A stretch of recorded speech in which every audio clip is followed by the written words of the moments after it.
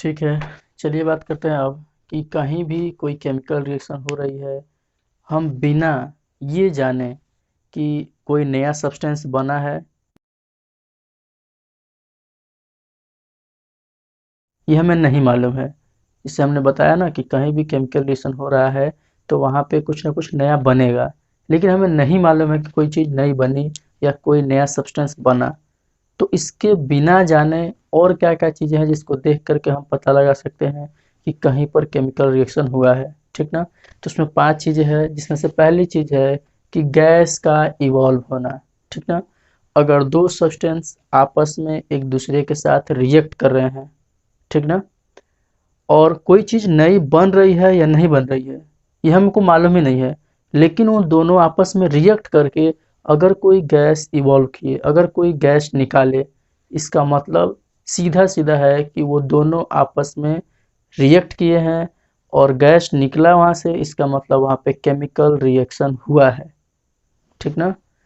जैसे जैसे कि हम लोग के बॉडी की ही बात करें, तुम्हारी बात कर लेते हैं।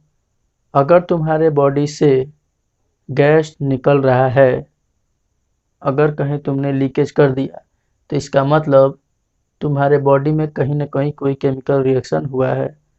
वो अलग बात है कि तुम साउंड प्रूफ लीकेज करो, किसी को मालूम ना चले, लेकिन तुम्हें मालूम होगा कि हमने क्या किया, तबाही मचा दिया। और तबाही मचाने के साथ साथ तुम्हारे बॉडी के अंदर कहीं न कहीं कुछ केमिकल रिएक्शन हुआ होगा, तभी वहाँ से कुछ ना कुछ गैस निकला है। क्लियर ना? तो थोड़ा सा हम इस पे एक एग्जांपल लेते हैं, जैसे कि डाइल्यूट H2SO4 की बात करें। डाइल्यूट H2SO4 इसको बोलते हैं हम लोग सल्फ्यूरिक एसिड।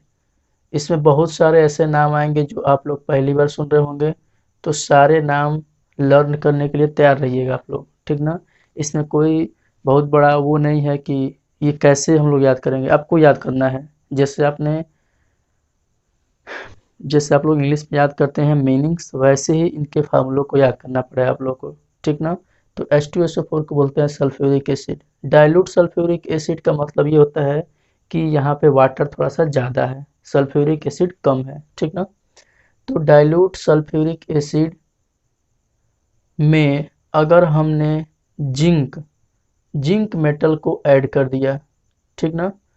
तो जिंक मेटल को जब हम ऐड करेंगे तो क्या होता है, तो जिंक मेटल क्या करता है, जिंक इस H2 को यहाँ से रिलीज करता है, हाइड्रोजन को यहाँ से हटा देता है और खुद ही वहाँ पे जाके जुड़ जाता है।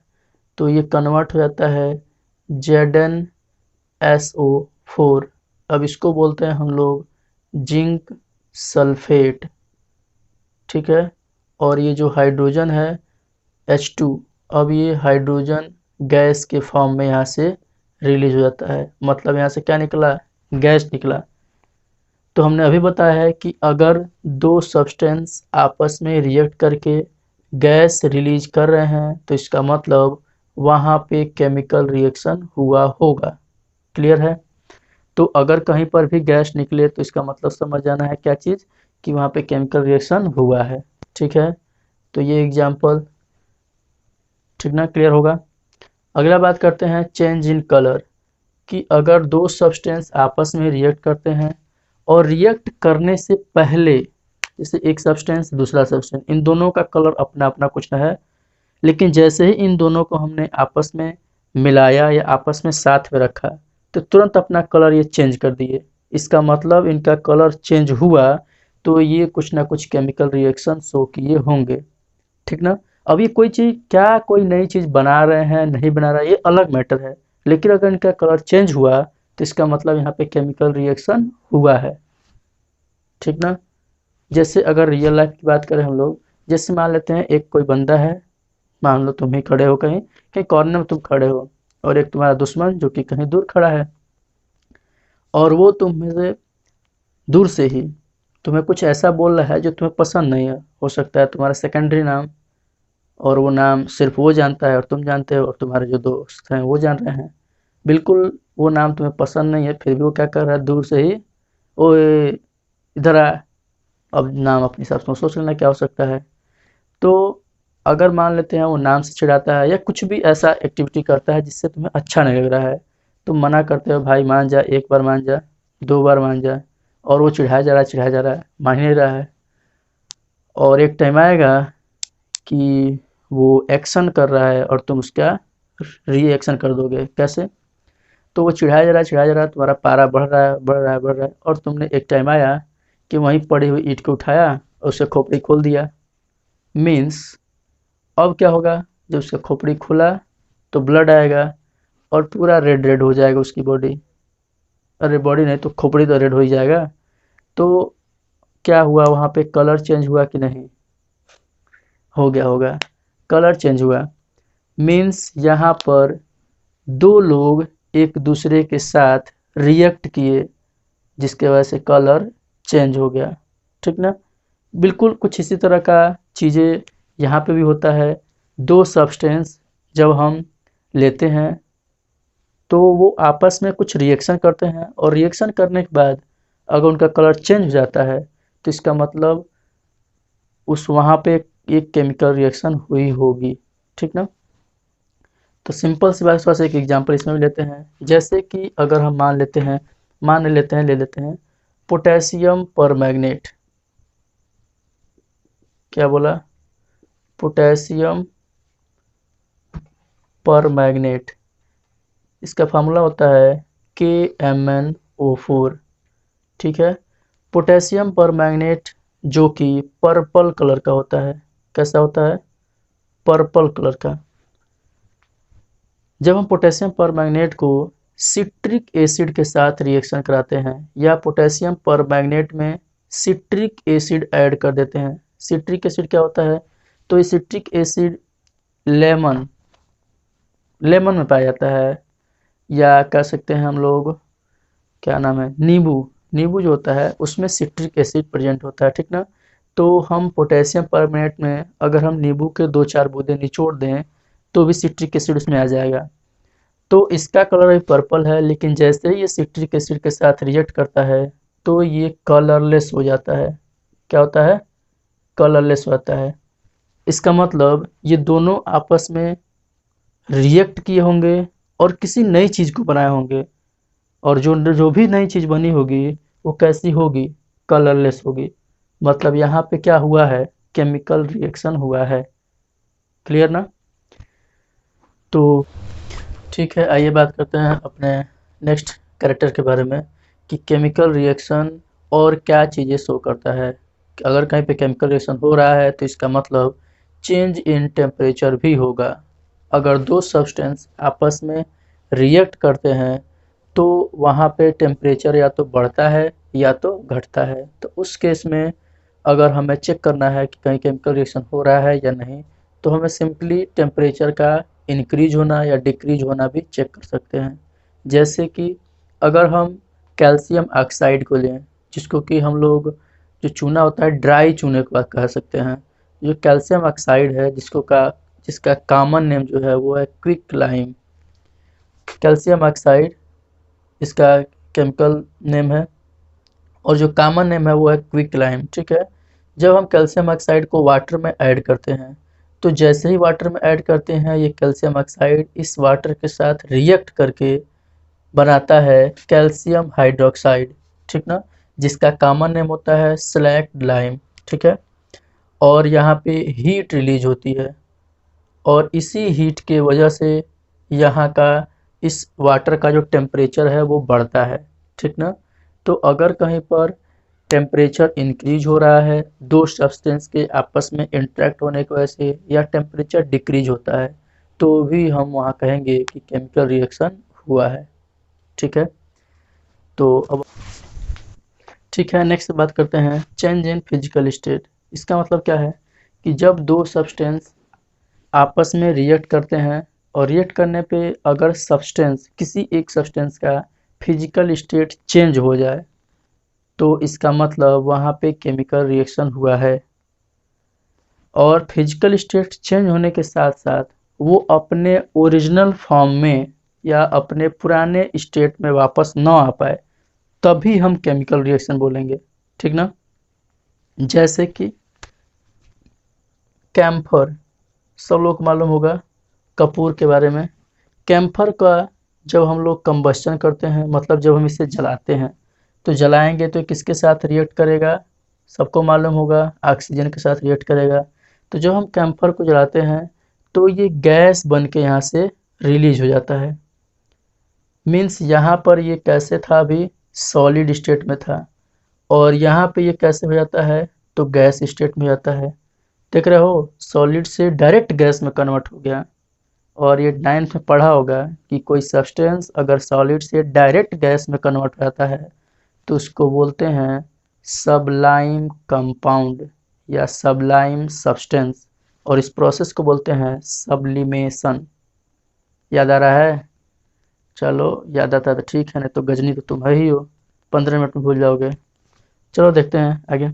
तो ये बात ध्यान रखना है कि अगर कोई सब्सटेंस अपना स्टेट चेंज करता है किसी अनदर सब्सटेंस से रिएक्ट करने के बाद, तो इसका मतलब वहाँ पे केमिकल रिएक्शन हुआ है। एक बात ये भी ध्यान रखेंगे कि इस गैस से अब हम इस कैम्फर में वापस नहीं जा सकते हैं, मतलब कि ये रिएक्शन इरिवर्सिबल रिएक्शन है, ठीक ना। हम फिजिकल मेथड के थ्रू चाहें इस गैस से इस कैम्फर में कन्वर्ट हो जाना तो ये नहीं होगा, ठीक ना। तो ये कैसा होगा, इरिवर्सिबल है। और इरिवर्सिबल रिएक्शन कैसे होती हैं, केमिकल चेंज को शो करती हैं, ठीक ना। इरिवर्सिबल रिएक्शन जितने भी हैं वो ऑलमोस्ट केमिकल चेंज को ही दिखाती हैं, और केमिकल चेंज की ही प्रोसेस को क्या बोलते हैं, केमिकल रिएक्शन। मीन्स यहाँ पे क्या हुआ होगा, केमिकल रिएक्शन, ठीक है। अगला है फॉर्मेशन ऑफ प्रेसिपिटेट। अगर हम दो सब्सटेंस को आपस में रिएक्ट कराते हैं और वो दोनों सब्सटेंस मिलते ही अगर प्रेसिपिटेट बना दें, तो इसका मतलब वहाँ पे भी केमिकल रिएक्शन हुआ है।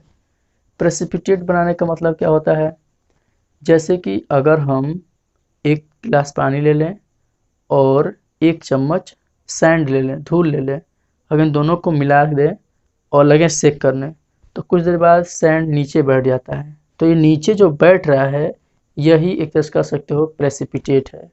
या कभी देखा होगा जो दूध है वो फट जाता है, और फटने के बाद से कुछ मटेरियल नीचे बैठ जाता है और पानी ऊपर आता है। तो जो दूध का मटेरियल नीचे बैठ गया, अब सब कह सकते हैं कि वो प्रेसिपिटेट हो गया है, ठीक ना। तो समझ गए प्रेसिपिटेशन क्या होता है या प्रेसिपिटेट क्या होता है। तो जब हम दो सब्सटेंस जो कि एक तरह से कह सकते हैं एज ए लिक्विड फॉर्म हो, लेकिन जैसे ही दोनों को हम मिक्स करें, जैसे ही हम दोनों को मिक्स करें, मिक्स करते ही वो प्रेसिपिटेट में कन्वर्ट हो जाए, तो इसका मतलब वहाँ पे भी केमिकल रिएक्शन हुआ है, ठीक ना। तो 5 बातें हम लोग बात किए, थोड़ा सा हम लोग इसका एग्जाम्पल भी करेंगे, बट इतना आप लोग लिख लीजिए पहले, ठीक है।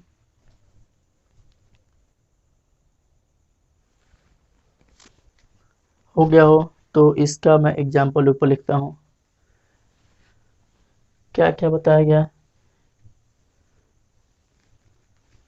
जब प्रेसिपिटेट का एग्जाम्पल लेते हैं तो हम लेते हैं पोटेशियम आयोडाइड। पोटेशियम आयोडाइड इसका बोलते हैं, ये पोटेशियम, ये है आयोडीन, इसको बोल देते हैं पोटेशियम आयोडाइड, ठीक है। पोटेशियम आयोडाइड का रिएक्शन या पोटेशियम आयोडाइड को किसके साथ रिएक्ट कराते हैं, तो लेड नाइट्रेट के साथ। ये क्या है, लेड है, ये नाइट्रेट है, तो इस पूरे कंपाउंड को क्या बोल देते हैं, तो लेड नाइट्रेट, ठीक है। ये दोनों बिल्कुल लिक्विड की तरह होते हैं, ठीक ना, मतलब वाटर की तरह दिखते हैं। लेकिन जैसे ही इन दोनों को हम उठा के इसको हमने इसमें ऐड किया, जैसे ही ऐड करते हैं तो क्या होता है, ये तुरंत का तुरंत, ये जो वाटर की तरह दिख रहा था, ये वाटर की तरह दिख रहा था, ये तुरंत के तुरंत दोनों मिलते ही, जैसे ही दोनों मिलेंगे तुरंत प्रेसिपिटेट में कन्वर्ट हो जाते हैं। मतलब पूरा का पूरा ये मटेरियल किस में कन्वर्ट होता है, एक सॉलिड की तरह नीचे बैठ जाता है, ठीक ना। तो ये किस में कन्वर्ट हो जाते हैं, तो लेड आयोडाइड PbI2, इसको बोलते हैं लेड आयोडाइड का येलो कलर का प्रेसिपिटेट बनता है, PPT, ठीक ना, येलो कलर का प्रेसिपिटेट बनता है। इसका लेड, इसका आयोडीन मिलके लेड आयोडाइड बनाता है, और ये पोटेशियम नाइट्रेट में कन्वर्ट होता है। तो यहाँ पे इन दोनों को मिलाने के बाद से इधर नीचे की तरफ ऐसे ऐसे येलो की तरफ येलो कलर का प्रेसिपिटेट बन जाता है, ठीक ना, इन दोनों के मिलाने के बाद। क्लियर है? तो क्या क्या ऐसी प्रॉपर्टी हैं जो कि केमिकल रिएक्शन को शो करती हैं, बताओ। 5 प्रॉपर्टी बताया गया है। अगर गैस इवॉल्व हो रहा है, गैस निकल रहा है, तो इसका मतलब केमिकल रिएक्शन हो रहा होगा। अगर कलर चेंज हो रहा है तो केमिकल रिएक्शन हो रहा होगा। अगर टेम्परेचर चेंज हो रहा है तो भी केमिकल रिएक्शन हो रहा होगा। अगर स्टेट चेंज हो रहा है तो भी केमिकल रिएक्शन हो रहा होगा। और अगर प्रेसिपिटेट बन रहा है तो भी केमिकल रिएक्शन हो रहा होगा। क्लियर है? तो हम लोगों ने क्या क्या बात की अभी तक इस चैप्टर में? Physical change, chemical reaction, reactant, product and properties of chemical reaction. मतलब क्या क्या प्रॉपर्टीज हैं केमिकल रिएक्शन की, ठीक ना। तो 5 प्रॉपर्टी थी। अब हम बात करेंगे केमिकल इक्वेशन क्या होता है। तो ये भी हम लोग फर्स्ट दिन थोड़ा सा बात किए थे, बट आज अच्छे से बात करेंगे, ठीक ना। तो हटाते हैं इसको।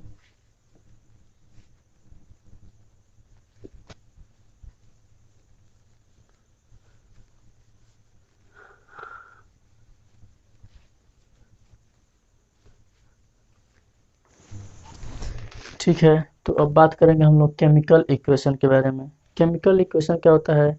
तो किसी केमिकल रिएक्शन को रिप्रेजेंट करने का एक तरीका होता है, ठीक है। जिससे अभी हम लोग बात किए हैं कि मैग्नीशियम का जब भी हम रिएक्शन कराते हैं ऑक्सीजन से तो क्या बनता है? Magnesium oxide. अब ये केमिकल रिएक्शन है। अब इस केमिकल रिएक्शन को हम एज ए कैसे हम इसको रिप्रेजेंट करें? तो रिप्रेजेंट करने का जो एक तरीका है वही है केमिकल इक्वेशन। जैसे कि अगर हम उस केमिकल रिएक्शन को उसमें प्रेजेंट एलिमेंट के सिंबल से यूज करें, उसमें प्रेजेंट एलिमेंट के सिंबल को ले लें, उसमें प्रेजेंट कंपाउंड के केमिकल फार्मूले को ले लें, और इस सिंबल एंड केमिकल फार्मूले की हेल्प से अगर हम एक इक्वेशन के फॉर्म में उस पूरी केमिकल रिएक्शन को अगर रिप्रेजेंट करते हैं तो उसी को बोलते हैं केमिकल इक्वेशन। कुछ हवा लगा? चलो आओ देखते हैं।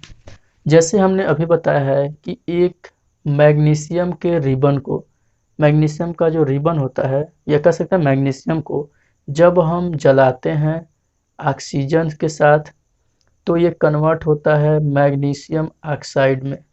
क्लियर है? ये हमने ऐसे लिख दिया। ये कैसे हमने केमिकल इक्वेशन लिखा? ये बात हमको पहले से मालूम थी। क्या चीज़ मालूम थी पहले से? कि हम ये एक लाइन पहले ऐसे लिखते हैं। हमने लिखा कि मैग्नीशियम, ऐसे देखो, magnesium burn in presence of oxygen, magnesium burns in presence of oxygen. It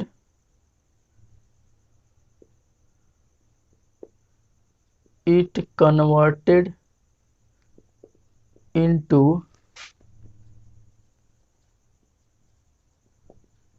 magnesium oxide.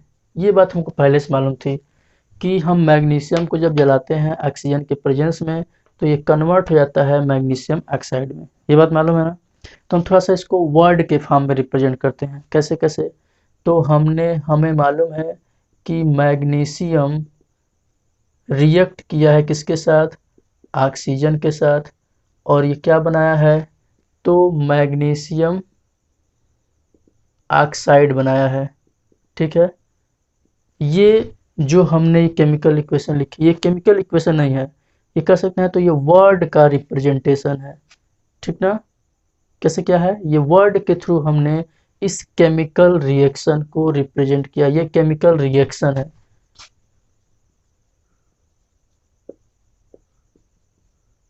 ये क्या है? ये केमिकल रिएक्शन है जिसमें कहा जा रहा है या हम जानते हैं कि मैग्नीशियम जब जलेगा ऑक्सीजन के प्रेजेंस में तो ये बनाएगा मैग्नीशियम ऑक्साइड। ये एक केमिकल रिएक्शन है, ठीक ना। अब हम इस केमिकल रिएक्शन को रिप्रेजेंट किए हैं वर्ड के थ्रू, लेकिन इसी वर्ड्स को अगर हम by the help of symbols and chemical formulas अगर हम रिप्रेजेंट कर दें तो जो आएगा हमारे पास इक्वेशन उसी को बोलते हैं केमिकल इक्वेशन। तो एक्चुअल में केमिकल इक्वेशन है क्या? तो किसी केमिकल रिएक्शन को रिप्रेजेंट करने का एक तरीका होता है। जैसे मैग्नीशियम का सिंबल क्या होता है? तो Mg होता है। ऑक्सीजन को किससे रिप्रेजेंट करते हैं हम?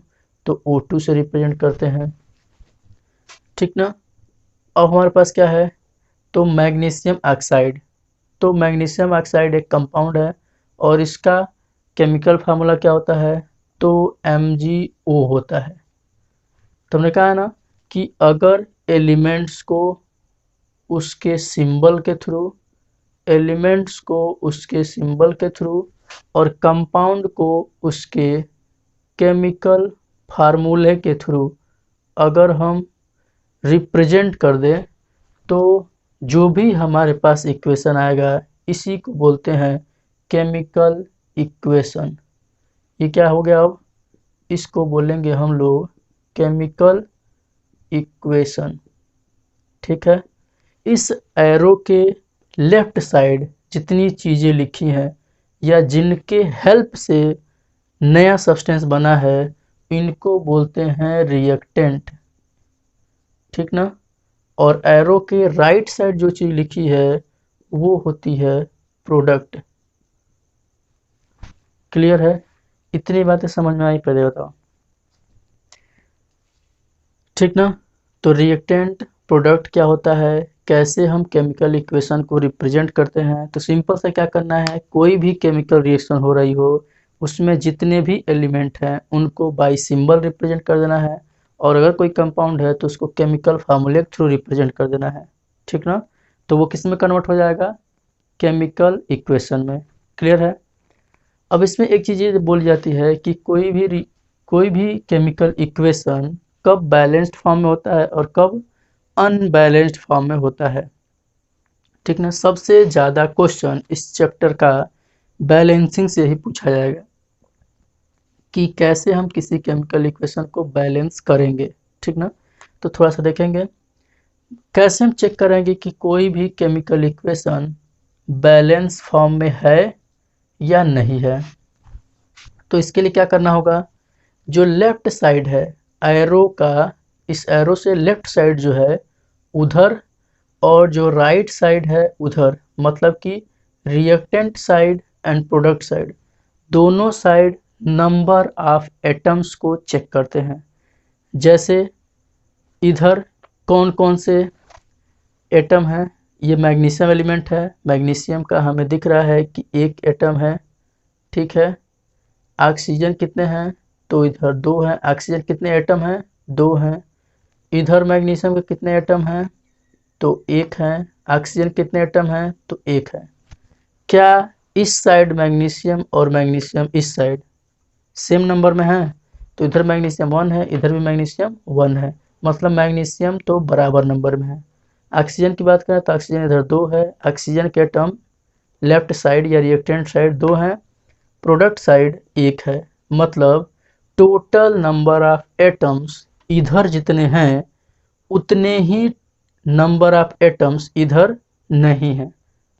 और अगर ऐसा है कि दोनों साइड नंबर ऑफ एटम्स बराबर नहीं है तो वो इक्वेशन कैसी बोली जाएगी, तो ये बोली जाएगी अनबैलेंस्ड केमिकल इक्वेशन। और अगर नंबर ऑफ एटम्स इधर भी और इधर भी बराबर होते, मतलब इधर मैग्नीशियम का 1 है, इधर मैग्नीशियम का 1 है, इधर ऑक्सीजन का 2 है, इधर ऑक्सीजन का 2 है, दोनों साइड अगर total number of atoms same होते तो वो बैलेंस्ड केमिकल इक्वेशन बोली जाती, ठीक ना। इसको हम लोग एक और नाम से जानते हैं, तो स्केलेटन केमिकल इक्वेशन भी बोलते हैं, ठीक है। तो ये सब लोग चाहें तो नोट कर सकते हैं और आगे हम लोग बात करेंगे कैसे किसी केमिकल रिएक्शन को बैलेंस किया जाता है, ठीक ना। तो इतनी बातें पहले नोट कर लें सब लोग।